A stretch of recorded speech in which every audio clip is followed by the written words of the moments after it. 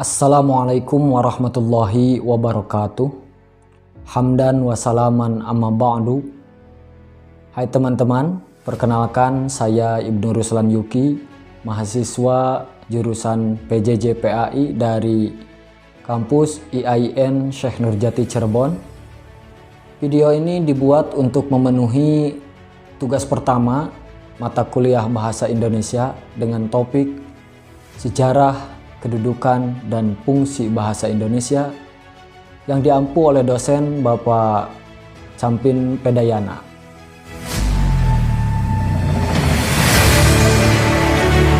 Berbicara sejarah bahasa Indonesia, para pakar bahasa mengatakan bahwa bahasa Indonesia berasal dari bahasa Melayu Riau. Bahasa Melayu telah digunakan sebagai penghubung sejak abad ke-8 Masehi berdasarkan temuan prasasti zaman dahulu.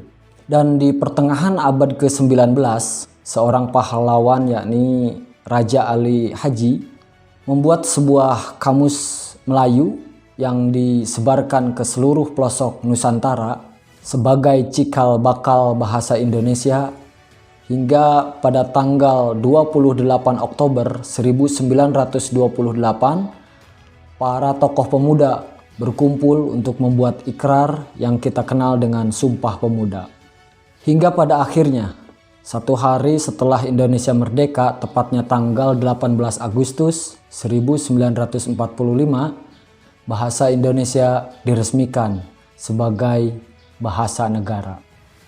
Ada beberapa alasan mengapa bahasa Indonesia terambil dari bahasa Melayu. Di antaranya, bahasa Melayu adalah bahasa penghubung antar etnis. Yang kedua, bahasa Melayu lebih mudah untuk dipelajari dan dipahami. Kemudian bahasa Melayu juga tidak mengenal kata kasar dan kata halus. Dan suku-suku yang lain pun menerima untuk menjadikan bahasa Melayu menjadi bahasa Indonesia. Untuk mempersingkat, akan saya uraikan beberapa peristiwa penting dalam sejarah bahasa Indonesia. Dimulai dari tahun 1901, tersusunnya ejaan pertama yakni ejaan Van Ophuijsen.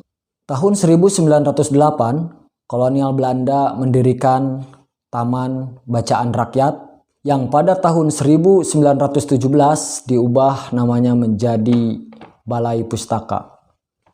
Tahun 1927, Yahya Datuk Kayo adalah orang yang pertama kali berpidato menggunakan bahasa Indonesia.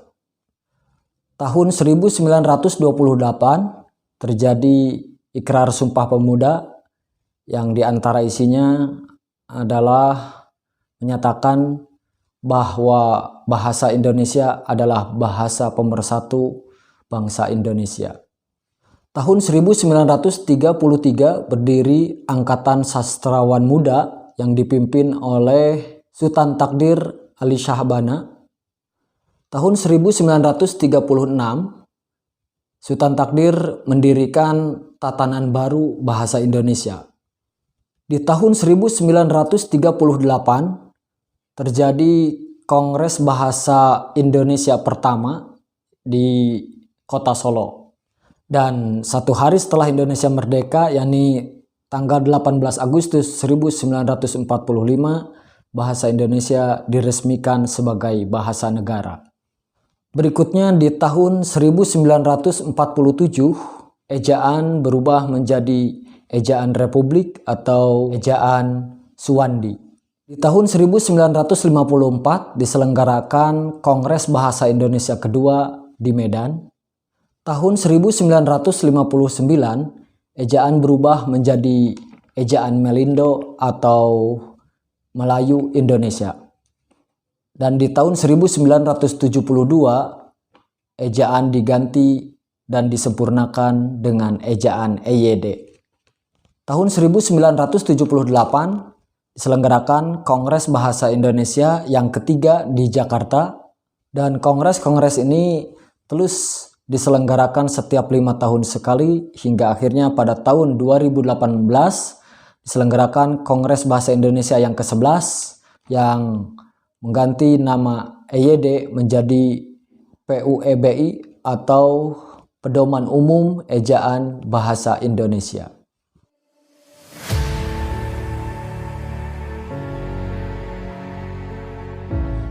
Setelah kita berbicara tentang sejarah singkat bahasa Indonesia, tentu kita juga harus menghormati jasa-jasa para pahlawan, diantaranya dengan menerapkan kedudukan dan fungsi bahasa Indonesia.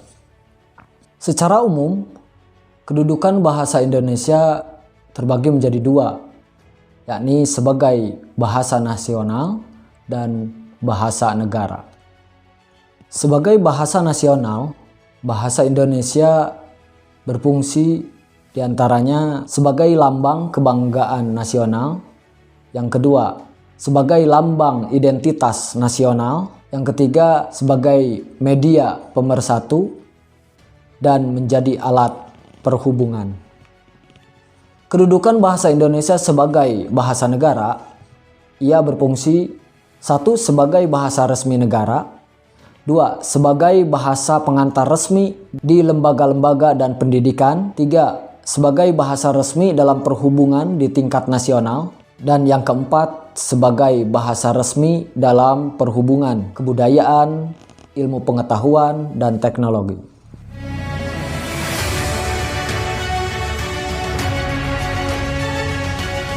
Dari segi penggunaannya, bahasa Indonesia bisa dibagi fungsinya menjadi dua bagian, yakni ada fungsi secara umum dan fungsi secara khusus. Fungsi secara umum bahasa Indonesia contohnya seperti alat untuk mengungkapkan perasaan, alat untuk berkomunikasi, alat untuk beradaptasi, dan alat kontrol sosial. Dan fungsi bahasa Indonesia secara khusus contohnya seperti mengadakan hubungan dalam kehidupan sehari-hari, mewujudkan seni, untuk mempelajari bahasa kuno, dan untuk menyampaikan ilmu pengetahuan dan teknologi. Demikian uraian singkat tentang sejarah, kedudukan, dan fungsi bahasa Indonesia. Semoga bermanfaat. Mohon maaf apabila banyak kesalahan. Terima kasih atas segala perhatiannya. Wassalamualaikum warahmatullahi wabarakatuh.